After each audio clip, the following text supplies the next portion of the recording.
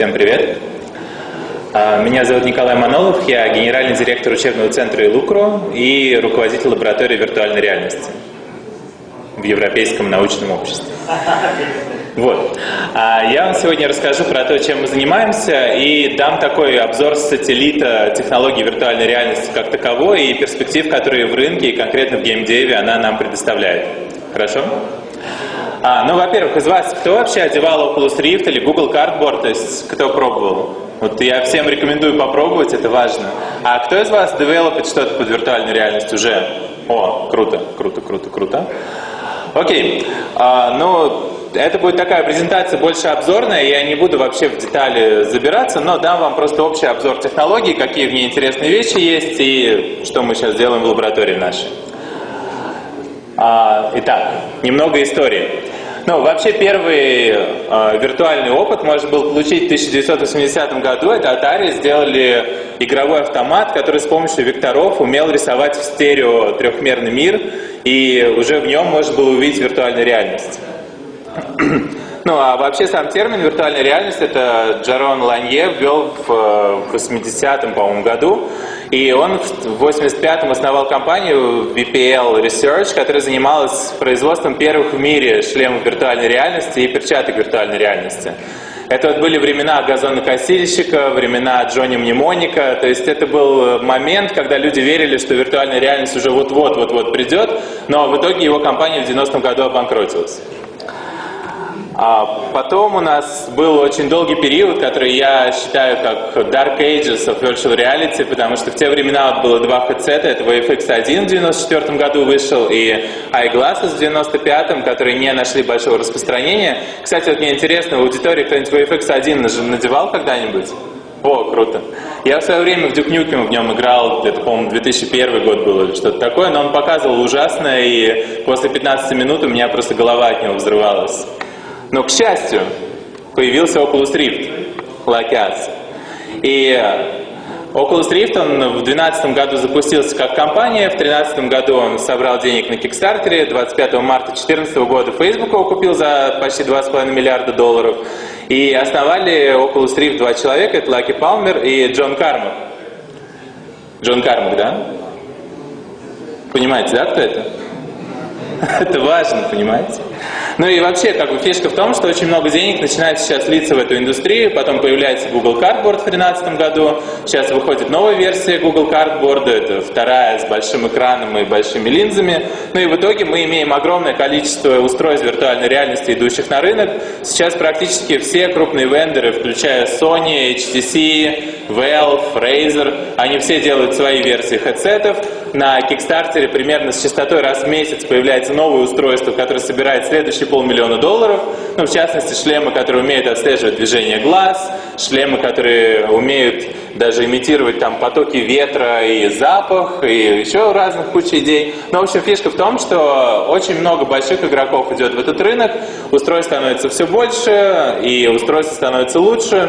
И есть надежда, что на этот раз волна виртуальной реальности не умрет, как 20 лет назад.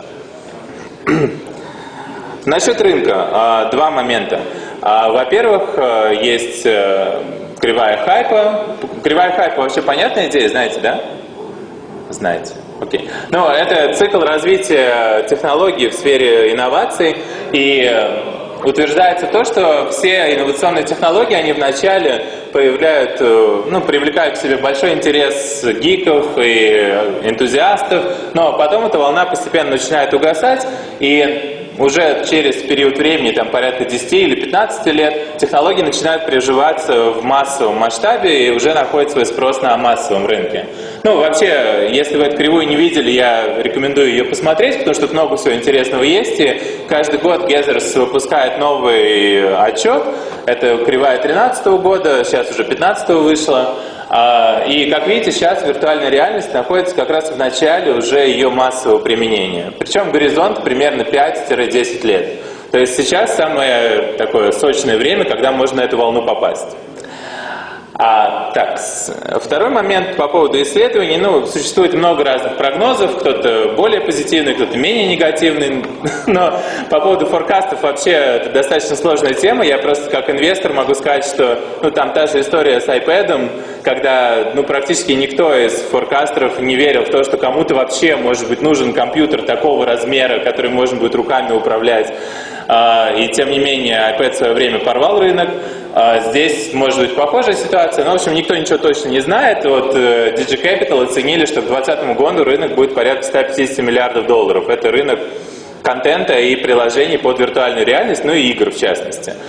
Что это означает? Сейчас рынок виртуальной реальности, по разным оценкам, это от миллиарда до 1,5. Именно рынок контента, то есть не учитывая инвестиции в компании.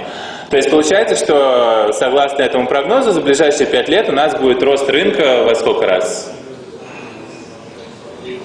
В 75 раз примерно. Вот, в общем, это очень интересно, это называется экспансия взрывная, и если на такой рынок заскочить, на нем можно хорошо зарабатывать, если все пойдет так, как мы ожидаем. Дальше. Какие бывают типы контента под виртуальной реальностью, что интересно делать? Вообще фундаментально бывает два типа контента. Один тип контента — это приложение, второй тип контента — это видео в формате 360, о которых сейчас я расскажу. Если говорить про приложения, на самом деле они пишутся на классических 3D-движках, это типа UDK или Unity 3D, и если вы в этом уже специализируетесь, то доучиться на то, чтобы делать приложение под виртуальной реальностью, это на самом деле очень небольшая задача, это просто нужно SDK освоить, и практически можно за неделю свою команду прокачать, если она хорошо в Unity уже шарит. В принципе, на Unreal такая же история.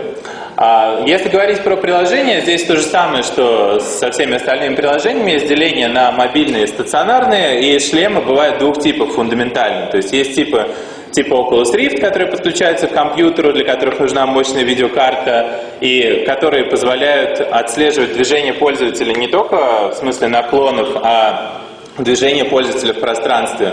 То есть ближе он находится к монитору, дальше он наклоняется в одну сторону, наклоняется в другую. Вот это все можно с помощью тяжелых так называемых шлемов использовать. Я не знаю, нет официальной терминологии пока, как эти шлемы разделять. Мы в нашей лаборатории делим шлемы, которые подключаются к компьютеру, на тяжелые, а шлемы, которые используют телефон в качестве экрана, на легкие. Но на самом деле это такая наша внутренняя терминология. В общем, тяжелые шлемы, они позволяют отслеживать позиционирование человека в пространстве. Но они требуют достаточно мощного компьютера, и я не знаю, с Oculus сейчас решили эту проблему или нет с новыми рантаймами, но до сих пор Oculus невозможно было к ноутбуку нормально подключить. И приходилось с собой таскать компьютер. А это что касается тяжелых шлемов, они позволяют делать высокое качество графики при условии, что компьютер достаточно мощный, и позволяют позиционировать человека в пространстве. Это важно. А другой тип шлемов — это шлемы, которые используют в качестве экрана мобильный телефон. Это устройства типа Google Cardboard или пластиковые аналоги Google Cardboard. По сути, это пластмассовая коробка, у которой есть перегородка, есть две линзы, и туда вставляется телефон на одной половине для левого глаза, на другой половине для правого глаза, и вы видите стереокартинку в телефоне, плюс можно задействовать гироскоп и смотреть во все стороны, видеть объемный мир. Здесь есть два ограничения. Одно ограничение — это по мощности, потому что, конечно, телефон он не может такое качество рендера давать, как тяжелый компьютер. А второе — то, что телефон он не позволяет позиционировать точно устройство в пространстве. То есть он позволяет отслеживать наклоны с помощью гироскопа, но он не позволяет отслеживать перемещение влево-вправо, вперед-назад, вверх-вниз.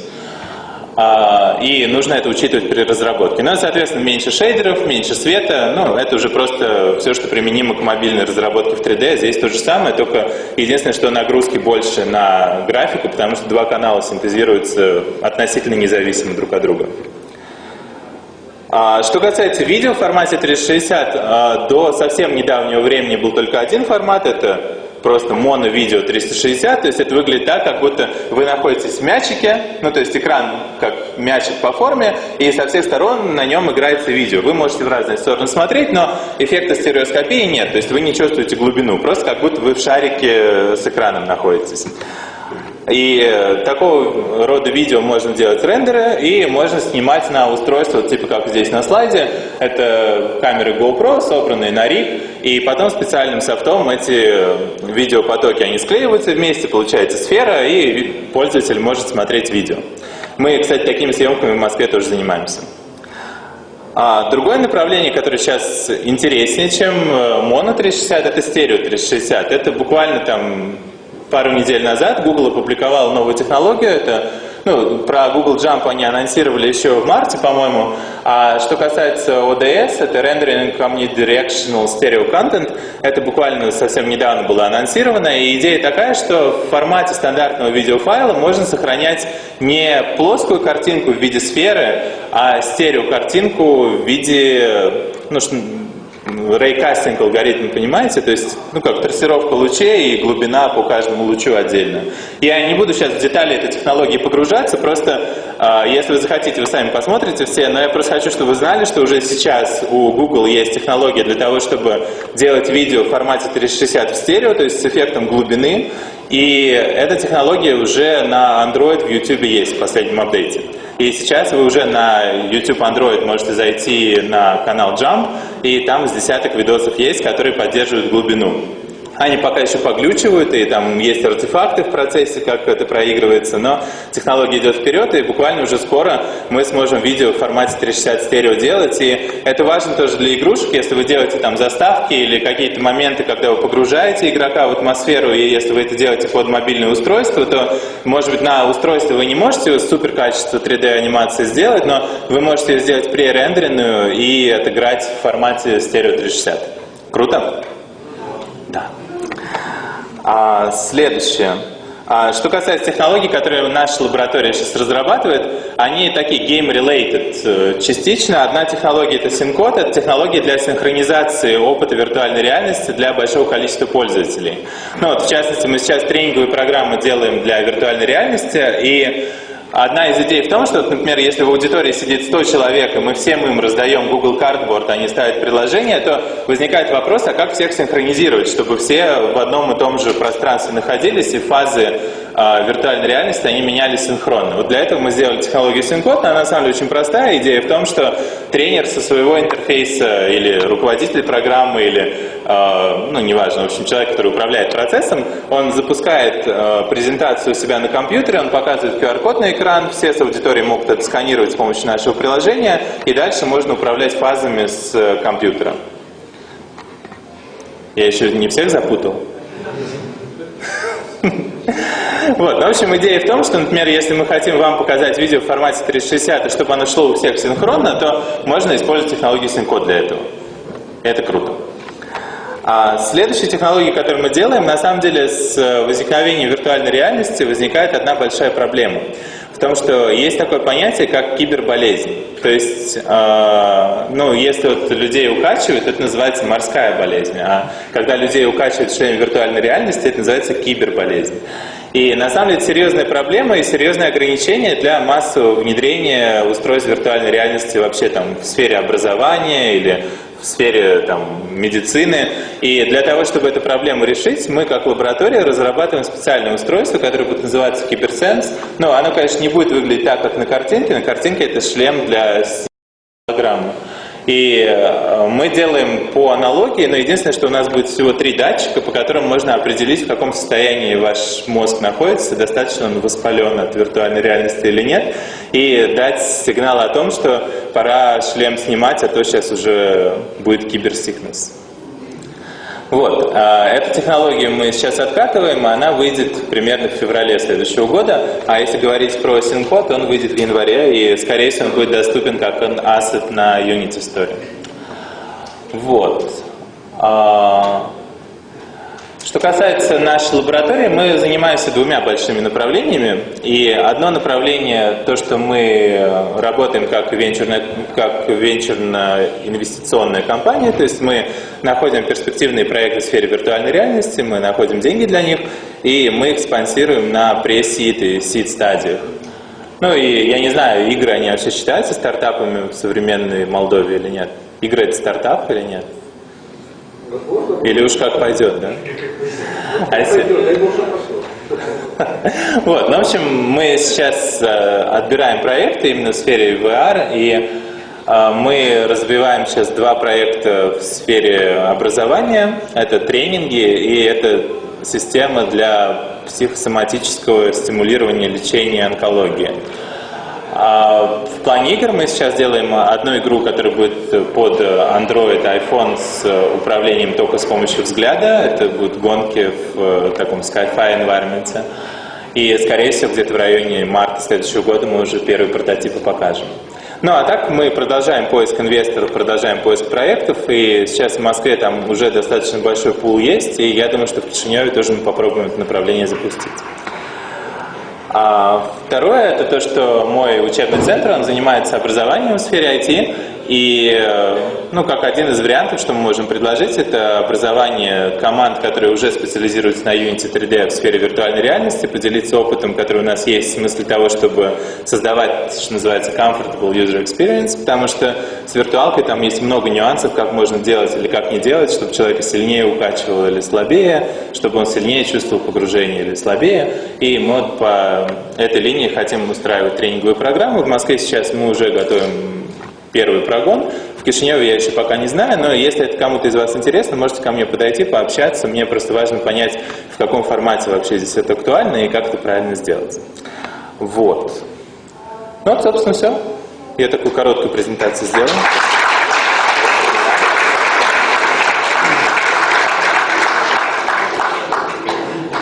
Просим задавать вопросы, если у кого есть. Да. Пожалуйста.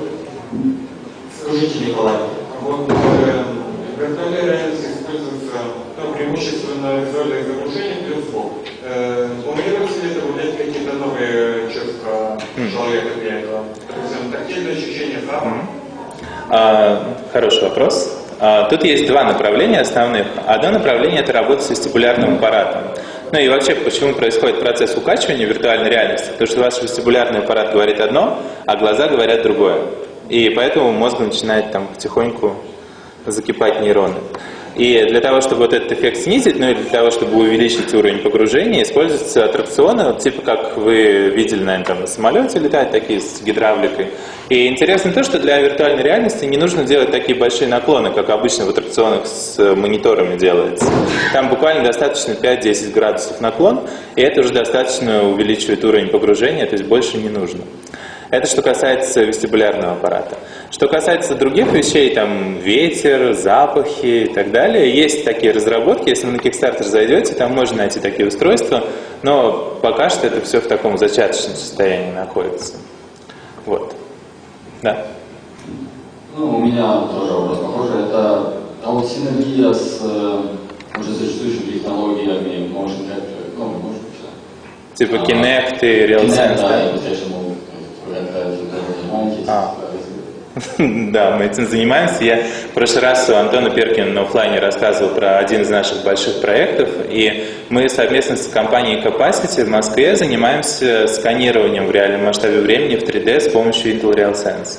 И один из наших проектов, он заключается в том, что мы хотим создавать офисные помещения в виртуальной реальности в аренду. Но это такой проект, он там на 10 лет вперед горизонта, и идея такая, что всех людей, которые сейчас сидят в офисах, можно рассадить по домам и транслировать в единое виртуальное пространство с помощью технологии, о которой вы спросили. Вот, ну а так да, это можно все интегрировать, и проблем нет. Ну, то есть, если вы пишете, например, проект на Unity 3D, там есть SDK-шники под Kinect можно использовать. Ну и под RealSense есть отдельный там бета-версия SDK на 4 гигабайта, но ее тоже можно прикрутить. Николай, добрый день.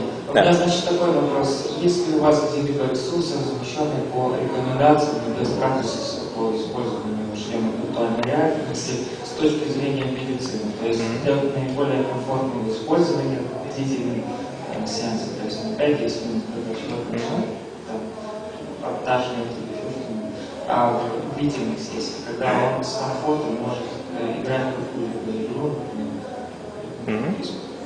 чувствовать это погружение и не испытывать дискомфорт. Мы сейчас запускаем наш сайт, он будет называться vtris.ru, и на нем мы будем публиковать научные статьи на тему виртуальной реальности, но в частности исследования в области медицины. Ну и еще хочу раз сказать, что мы делаем технологию Киберсенс, которая будет позволять именно с точки зрения анализа биоритмов показывать, когда нужно снимать шлем.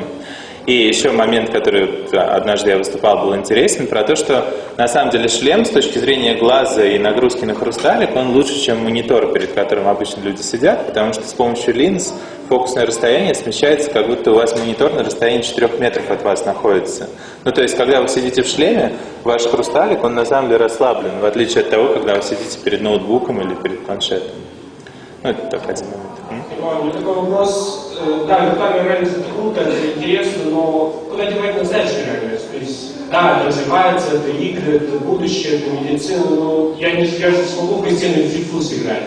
То есть я либо ударюсь, либо покалечу кого-нибудь рядом. Мне интересно, как вашего руководителя лаборатории, как лаборатория отвечает на такие вопросы? То есть куда девать настоящую реальность? Microsoft ответили на этот вопрос с HoloLens, но не совсем тоже. То есть там тоже есть свои проблемы. Мне интересно, как вы пытаетесь решить эту проблему. Ну, у нас лаборатория, она айтишная, не философская. Это практический вопрос. Имеется в виду, ты в виртуальной реальности там делаешь шаги, куда ты ходишь, там какие-то стены настоящие есть, существуют же. Ты можешь врезаться там, какие-то предметы натыкаться на людей. Как это реализовать? Может, какое-то колесо там придумать? В смысле, как сделать тактильное ощущение виртуальной реальности? Да, там же было, я начал играть, то ли какие-то стрелки, не помню точно, якобы оружие в руках, но он в каком-то кругу его держит, чтобы он упал и никуда не ушел, потому что он далеко не уйдет, там, в любом стадии, то есть, 5, 10, 15 метров, куда он дальше уйдет, ударится, да, но... Как бы честно, я просто венчурный финансист в области виртуальной реальности. Я не могу сказать, что я плохо думаю о каких-то проектах. Я о них обо всех хорошо думаю. Вот, но до того, чтобы создать полный опыт погружения в виртуальную реальность, на самом деле нам еще далеко. То есть матрица это не послезавтра будет. А в плане вот этих технологий, там тактильные ощущения, вот эти перчатки для погружения в виртуальную реальность с обратной связью, которая позволяет вам чувствовать, если вы к чему-то прикоснулись. Там, на самом деле, очень интересно именно с точки зрения науки, исследования того, что не нужно создавать настолько сильное взаимодействие, которое в реальном мире есть, для того, чтобы человеку позволить получить опыт. То есть, как бы говоря там про вот эти системы нагрузочные, они на самом деле не создают такого прям супер усилия. То есть, если вы берете какой-то предмет виртуальной реальности, который условно должен весить там 10 килограмм, а у вас давление на руку как будто 100 грамм, все равно уровень ощущения и за счет обратной связи, он позволяет очень сильно это прочувствовать. Ну а в плане свободного перемещения тоже есть определенные идеи, но я пока не буду об этом говорить. Николай, спасибо за расширение рамок по поводу этой тематики. Вопрос такой, как это может использоваться в образовании? Да? И второй вопрос, как на это можно заработать в виртуальной реальности? Ну как заработать? Вот у вас растущий рынок есть экспоненциально, делайте в нем проекты и зарабатывайте. Это если кратко. Если длинно, в смысле образования, мы сейчас разрабатываем проект, который по тренинговой теме. И это будет как дополнение к уже существующим тренинговым программам опыта с погружением в виртуальную реальность и симуляцию определенных ситуаций там внутри. Второй момент, мы сейчас ведем исследования, я не могу вам сказать это с научной достоверностью, но велика вероятность того, что люди, когда воспринимают контент в стерео, их уровень восприятия намного выше, чем когда они воспринимают плоский, потому что просто эволюционно наша гипотеза строится на том, что мы привыкли воспринимать стереоконтент, как просто существа. И мы на протяжении 100 тысяч лет этим занимались, и на самом деле в нашей жизни мы тоже 99% информации воспринимаем в стерео, поэтому когда мы садимся перед Coursera или садимся там перед Khan Academy или перед Википедией, то есть мы работаем с плоским источником, для нашего мозга это неестественно. И мы сейчас будем вести достаточно большое исследование в России на тему того, то есть брать просто группы, которые учатся там с помощью YouTube, группы, которые учатся с помощью наших технологий, и анализировать, кто лучше учится. Вот. Такой вопрос. Изучали ли вы возможность интеграции VR с текущими играми? Потому что есть большой рынок тех же шутеров, но все решения user experience, они завязаны на те методы инпута, которые есть сейчас. Вот изучали ли вы вопрос интеграции VR с текущими жанрами? Или это больше про другую? ну, я на самом деле больше про деньги, чем про науку. Вот. И если говорить вот тоже продолжение предыдущего вопроса насчет денег, я считаю, что это очень мясное направление на перспективу, потому что наверняка будет огромное количество ремейков выходить уже существующих крутых игр с оптимизацией инпута под VR. И ну, вот, если сравнить там Half-Life 2 плоский Half-Life в VR, который достаточно, ну, не идеально, но, скажем так, хорошо интегрирован с виртуалкой, в смысле именно интерфейсов, то я думаю, что за этим будущее. То есть... Просто я, допустим, слышал такое мнение, да, что текущая модель, которая строится user experience, да, в современных играх, он не совсем подходит под VR, то есть нужно просто садиться непосредственно в игру, виртуальную реальность. Ну, это не совсем так, то есть игры вот, типа Skyrim, Fallout или игры типа шутеров, я думаю, что они очень хорошо ложатся, и, ну да, там нужно мозги подключать к тому, чтобы это хорошо сделать, то есть это не просто, как бы, не просто конвейер. Большие проблемы с навигацией, с тем же motion sickness и так далее. Ну, тут интересный момент в том, что как бы сейчас вообще в геймдеве, в большом, тренд идет к тому, чтобы человеку создавать естественное погружение в игру через интерфейс самой игры. То есть, если там брать тот же Fallout 4, там все интерфейсы, они как будто внутри игры находятся. Ну, там, типа, есть и худы, есть там, типа, пайбой и все такое. То есть, на самом деле, игровая индустрия, она уже и так идет в сторону того, чтобы создавать человеку погруженный опыт без виртуальной реальности. И я думаю, что здесь как раз два пути, они сходятся вместе. То есть, есть как бы общий тренд, и есть технологии, которые это позволяют сделать. Вот еще один вопрос зададим.